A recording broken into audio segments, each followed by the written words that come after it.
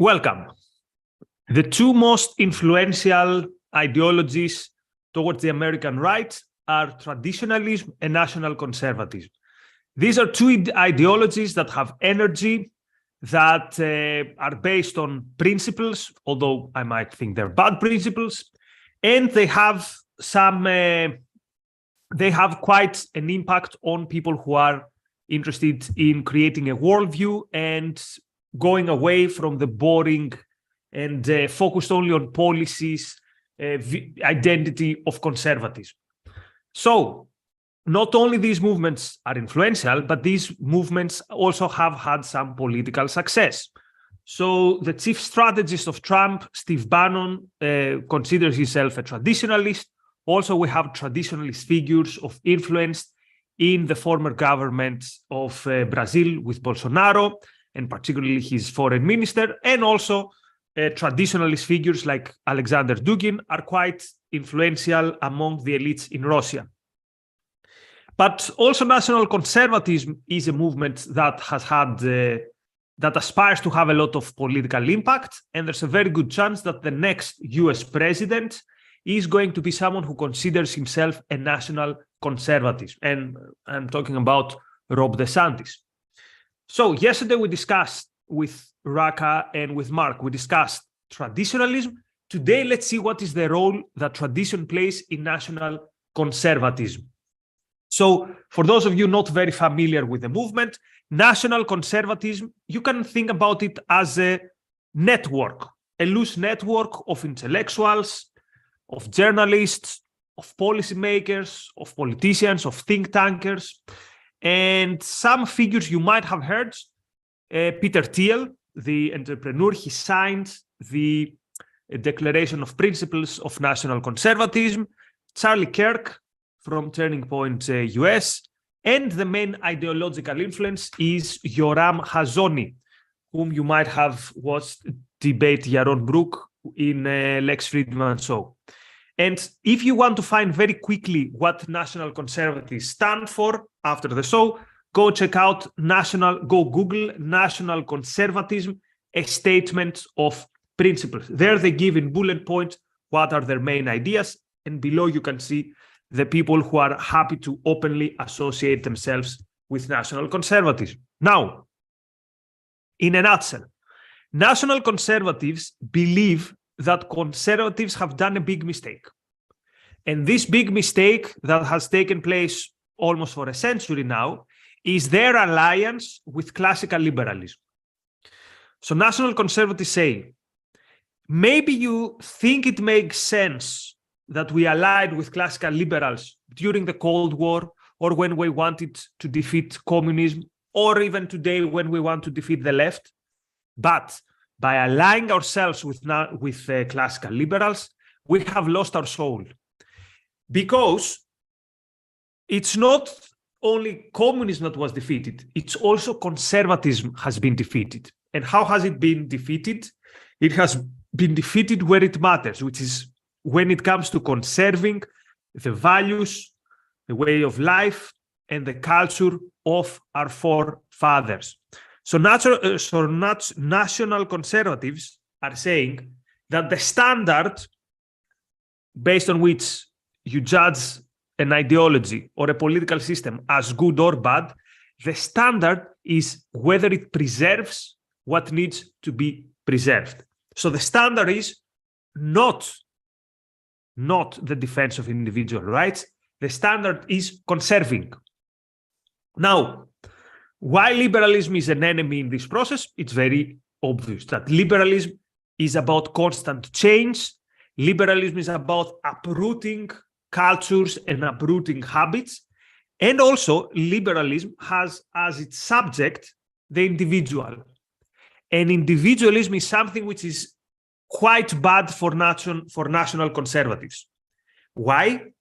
Because it uproots the individual from the groups that he's a part of: the family, the clan, the tribe, and the nation. So national conservatives are saying, look, whether you want it or not, you are part of something bigger than yourself. You're part of a community. You cannot just say, I don't like this community anymore. I don't want anything to do with it.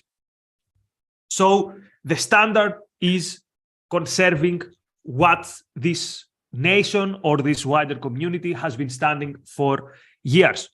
Now, why should we conserve though? Why is conserving and why is keeping alive the traditions of the past important for national conservatives? And the answer, as always, can be found in philosophy, and more specifically in the view of epistemology, which is how we know, how we view the world. So national conservatives are saying it is impossible for an individual or for 2 or for 100 individuals to know with confidence what is true and what is good.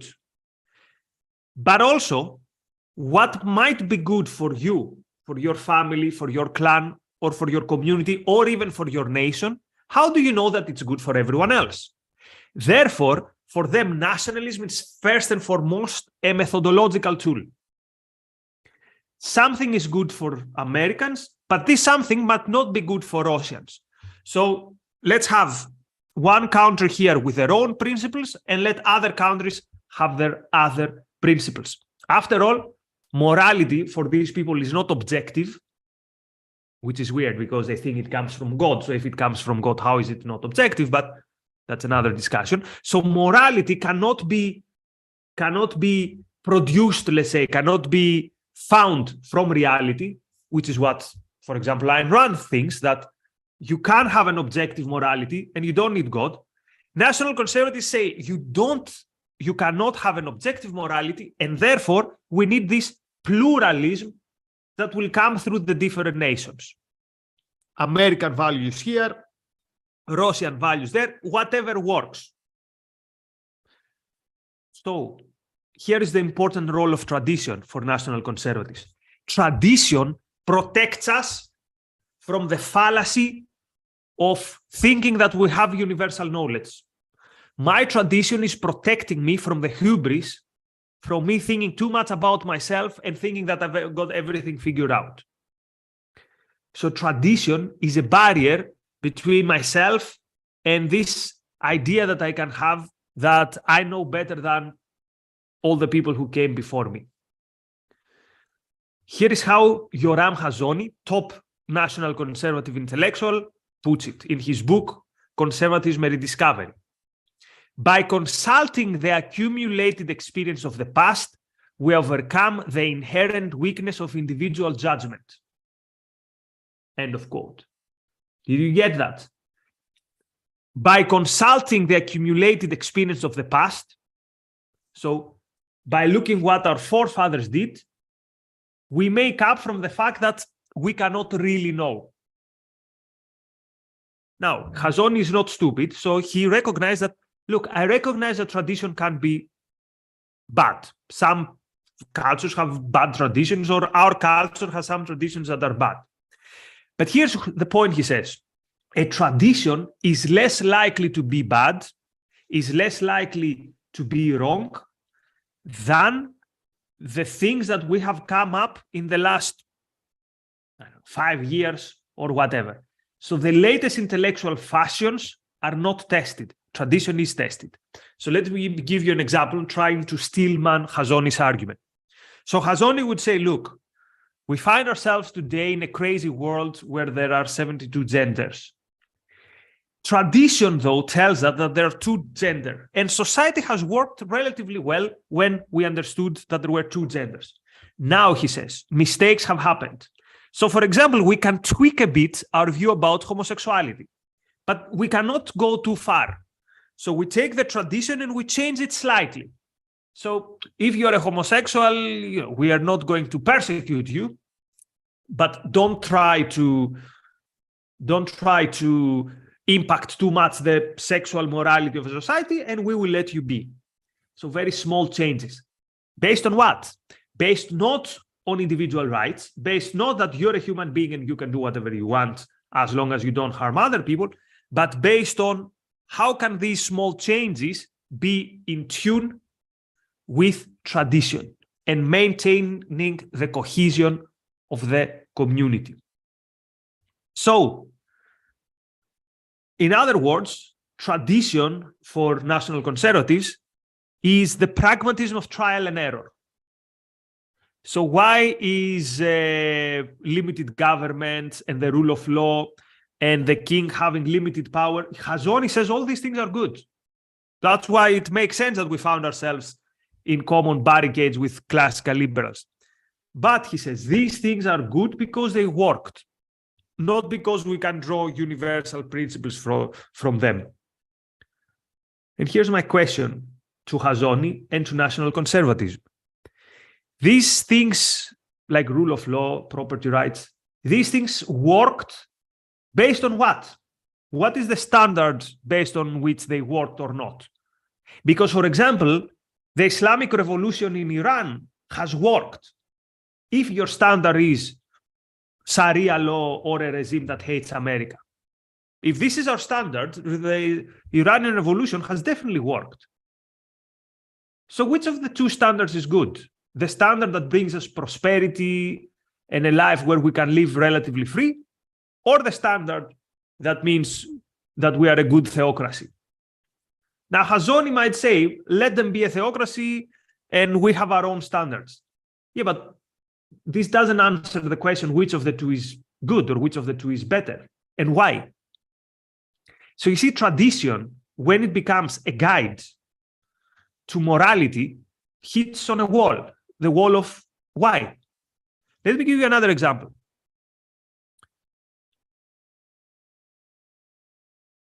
Actually, before I give you an example, let's stillman a bit more their case. So a national conservative would say, an individual can be wrong, and indeed they're right. Most people are wrong most of the time. And they say the individuals are not omniscient. They don't know everything. Again, very, very true. But then why should we follow the example of the past? Were our ancestors omniscient? Obviously not. So why should we follow things that other people in the past did to avoid the possibility that we are wrong? What if they were wrong? And how are we to judge if they were wrong or not wrong, if not by using our own judgment? So the way I view this epistemology, this theory of knowledge of national conservatism, is, to use an objectivist lingo, as institutionalized second-handedness, as official second-handedness. It's telling you, trust the judgment of your forefathers over your own judgment. Other people know better than you what is good for you. Again, there's a very good chance that your decisions are really bad, but it's only you who can make this judgment. And maybe your judgment is wrong, in which case you have to figure it out. Again, being rational is very difficult. But what they suggest is giving up any trial together. And actually, it reminds me, this second-handedness. One of the opening scenes in The Fountainhead, it's in the first chapter of The Fountainhead, where Howard Rourke meets the dean. And the dean is about to expel him, and he gives him a mini lecture about his hubris in thinking that he knows better than the classics. And Rourke dares to question the Parthenon, which triggers me, because the Parthenon is a big pride for all Greeks. But Rourke says, I don't like it for this and this and this. So Rourke gives reasons, 1, 2, 3, why I don't like the Parthenon. And the dean has nothing to reply except it's the Parthenon. How can you question the Parthenon? So again, there is a big possibility that someone, when they do something very daring, they might be wrong. Gus Webb is someone else in The Fountainhead. He's this architect who tries to shock everyone. He has no idea why he's doing it. So it doesn't mean that when someone follows their judgment, this will definitely be correct. Actually, it needs a lot of effort to have a proper judgment. But it's the only way to figure out things in the world. Hazony tells you, give this up. Follow your ancestors. And here are two problems with this idea, the follow your ancestors. The first question is, how can we tell if what our ancestors did are good or not good. So some people have ancestors who were cannibals. Other people have ancestors who, I don't know, who burned their wives when the husband died. And some other people had ancestors who were slave owners. Or some people had ancestors, to also talk about Greece, who were imperialists. How are we to judge if this is good or a bad thing? Like, if my ancestors were cannibals, is this a tradition worth following? Obviously no, will say Hazoni. Again, the guy is not stupid. But how can we tell that it's a bad thing? This means we are capable of judging good from bad. And if we are capable of judging good from bad, why do we need tradition? I mean, history and tradition might be very interesting, very useful. We might want to keep things, but why shouldn't the standard be our independent judgment? Why should tradition give us the marching orders, as Hazoni clearly says, as national conservatives clearly say? And here's a second question.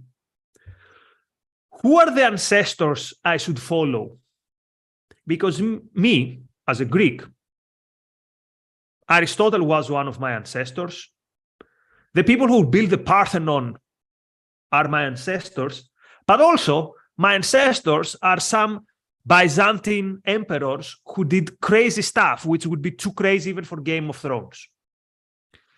Those of you into gory and freaky stuff, go read some history about what was happening in the Byzantine Empire. Who of these ancestors shall I follow? Aristotle or the crazy Byzantine emperor who did crazy things and was torturing people for fun? Talking about torturing people for fun.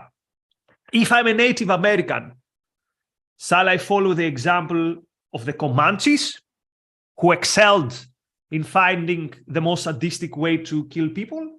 Or maybe the Cherokees, who were considered a tribe which was more peaceful?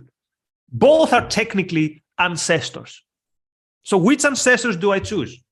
Again, there's only one answer, which is I choose based on my independent judgment. And I say Aristotle good, crazy Byzantine emperor who was executing his whole family bad. Why? Because I can judge good from bad. So if there is a legitimate way to judge good from bad, then we don't need tradition to give us marching orders when it comes to morality. Again, some traditions might be good. I love many of the Greek traditions. I participate in them. I dance traditional dances. I even participate in some quasi-religious or actual religious traditions because I find some meaning in terms of bringing the family together or whatever. But again, I'm not getting my marching orders from morality. So history can give us lessons. Tradition can give us lessons, but we can only evaluate them through our reason and through our judgment. And one last objection that a traditionalist or a conservative would say, and this is the example of Chesterton's fence. Somebody brought it up on Twitter, and it's an interesting objection. So Chesterton's fence is a thought experiment. So it goes like that. There's a fence. You have, let's say, a house in the middle of nowhere, and there's a fence. And you have no idea what this fence is doing there. That doesn't seem to divide two properties or something. So your thought is, I'll tear down the fence. But then someone else tells you, no, the fact that you don't know why this fence is there is the best proof why you should not touch it. First, you need to understand why this fence is there, and only then you must tear it down. And I would say, I totally agree with that. I totally agree. We have to understand why something is in place before we change it. Actually, I do this all the time with friends when we disagree about football. I know many people who, hopefully it's not too technical for our American audience, but there's a lot of discussions about the rules of offsides and the virtual replay and what's the role of virtual replay. So I hear all the time people say, we should change the offside rule. I said, do you realize that if we change the offside rule, we change the game completely? Do you understand what the offside rule is doing in making the game so much better? And most people, of course, have no idea. They haven't even thought what a slight change would bring. So I'm a proponent of saying that before you suggest a silly change or any change, think about, do we really need it? And when it comes to sports, quite often people, they suggest silly changes because they have no idea why this thing which is now in place works. But Chesterton's fence example is not a good defense for national conservatives who say that tradition should give us some guidelines for morality. Because Chesterton's fence tells you to figure out why something is there and then judge whether you need it or not. So here's the important thing, judge. I know why slavery was a thing. I understand how it was at the best interest of many people. Still, I understand why it was there, and I consider it a horrendous institution, and I still think we should change it. So I have the judgment, I have the moral authority to say, I see why these institutions exist. I understand why the Christian church, for example, persecuted homosexuality. I get it. And I consider it shouldn't be the case. I consider it evil. So yeah, do the Chesterton fence test. Figure out why an institution is there. And then judge accordingly whether you want to go with it or whether you want to deviate from it. So this is everything I wanted to say about why I don't think that tradition is a good way to go through life when it comes to figuring out what is a good morality and what is not a good morality. And this is why I stand opposed to the national conservatives. So let me see what our friends say. Marlon, thank you very much for your contribution. And there's a second contribution. But our forefathers didn't all agree. So who is the final arbiter of what ideas we should live by? Exactly. and here's the funny thing. Yoram Hazoni recognizes this. He says, Jefferson disagreed with the other founding fathers. He disagreed with Hamilton. He's with Hamilton, I'm with Jefferson. But who is to say who was right or wrong? Again, he said, under Jefferson, the system didn't work. Therefore, objectively, Hamilton, or objectively based on what worked, Hamilton was better. Didn't work based on what? Based on what standards? And how did we come up with these standards? So, very good point, Marilyn. I agree. Roland says, very much looking forward to seeing the Parthenon again in April. And what our friend Roland talks about is the Ayn Rand Europe conference, which is going to take place in Athens, 7th till 10th of April. So today is what? Today is the 17th. In less than 4 months, we will gather in Athens. We'll spend 4 days here discussing philosophy, immersing ourselves in the city, eating great food. So it's not a coincidence that after 16 years abroad, I returned to Athens, despite the fact that Greece is one of the most socialist countries in the world. It's so beautiful, and I really hope I will see you all there. And actually, our producer, Daniel, if you can add the link on the chat, and let's have that link always there. Ayn Rand Europe 2023 in Athens from 7th till 10th of April. And there's also an extra day for those of you who feel like spending a bit more on the 11th for excursions, where we go to the temple of Poseidon, which is not far from here. And it's one of the most beautiful sunsets in the world, allegedly, because I've never seen a sunset from there, although it's not that far. But any time of the day you go, it's very beautiful. Okay, Saucebot, thank you very much for your super chat, a generous super chat. Scientifically, traditions are an idiom. Think Rick Sanchez from Rick and Morty. No idea what this is, but I get your points. Marilyn says, yeah, I can dance traditional dances, mostly Cretan dances. The problem is I don't predict that there are many people in Ayn Rand Con Europe who will be able to dance Cretan dances. We can dance the Zorba dance, which is not a Cretan dance, but it's very simple. We danced it with Tal for something like 2 seconds in Ocon when he was announcing Athens. So many thanks to all of you for your contributions. Again, I think today is an important topic because you understand traditionalism and you understand national conservatism. You are way ahead of the loop.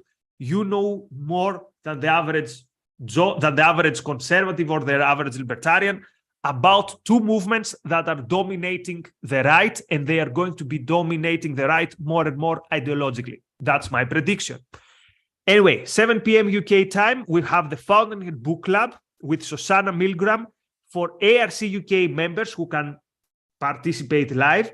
And for YouTube members, you cannot participate in terms of being in the classroom, but you can live stream the show. Anyway, that's all I had to say today. Many thanks for keeping me company and see you all soon. Bye-bye.